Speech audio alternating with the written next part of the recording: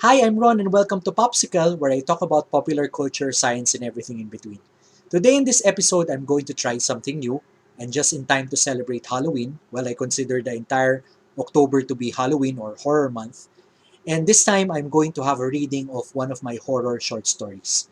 I'm actually also a published fiction author, and most of my published works have been in science fiction and fantasy. I've had some horror literature out there in some form or another, but this is the first time that I'm going to have a reading of it. And this one is going to be accompanied by some drawings. Forgive my drawings. I'm much more confident as a writer than as an artist. These are just sketches, but hopefully they serve to further along the story and enhance the experience of it as you listen to the story. So here's my first horror short story, and it's entitled Larva.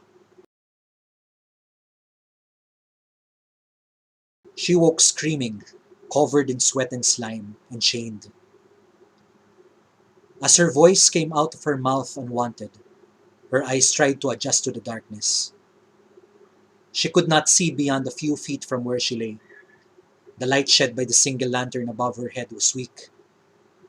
There was nothing that she could make out beyond a few scattered boxes and a fallen chair. Looking down at her arms and legs, she realized that thick, heavy steel links were coiled around her wrists and ankles and chained her to a large pipe. She did not know how she had gotten here. The last thing she remembered was walking in the dimly lit street leading from her workplace to the bus terminal. She had taken a route that she had been taking for as long as she had been working in the office. But she never reached the terminal.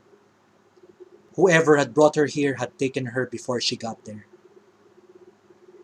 Whoever had taken her here had left her bruised and with a dull pain on the side of her head. And then the slime. The slime was a dark green color, sticky and rank with the stench of vomit and insect blood. She had layers of it on her appendages and on her face. She could not get much of it off her cheeks without scratching her skin off. She began to panic, thinking that she had been abducted by a deranged man with an abominable fetish. It was as she desperately pulled at her chains that she heard a sound for the first time.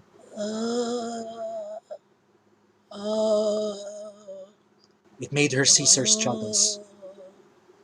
She waited. It took her a few more times of hearing the sound to realize that it was a low moan, and it was coming from somewhere to her right. She gasped. From the thick dark not reached by the swinging light, a young boy's head and upper torso had emerged. His face was emaciated and pale, anguished, and his arm was outstretched towards her. The boy, who she thought could have been no older than 7 years, was crawling with great effort. He looked only half alive. Anger replaced fear. How could anyone do this to a child? How long had he been kept here in this dark dungeon, unfed and left to rot?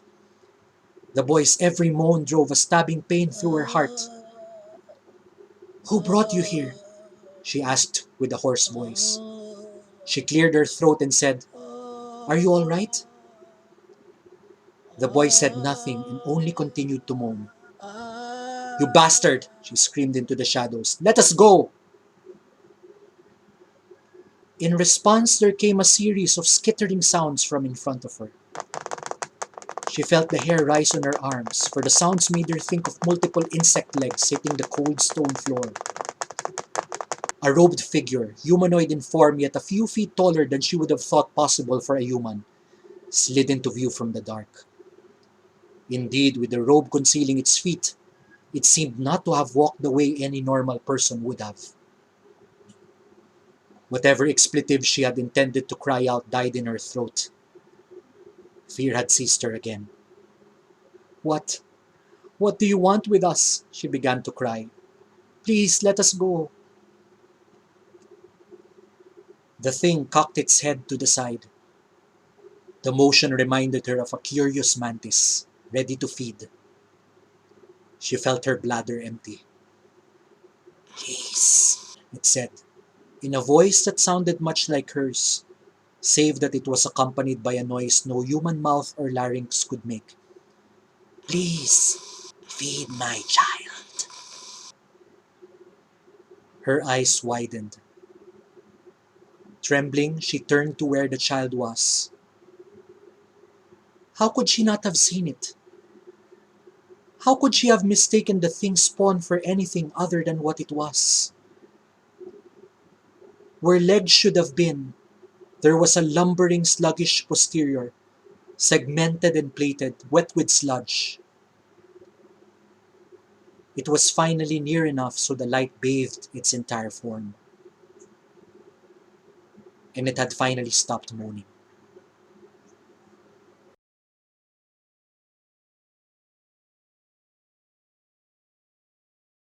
That's Larva, one of my horror short stories. I hope to be able to read another one for you before the Halloween season ends.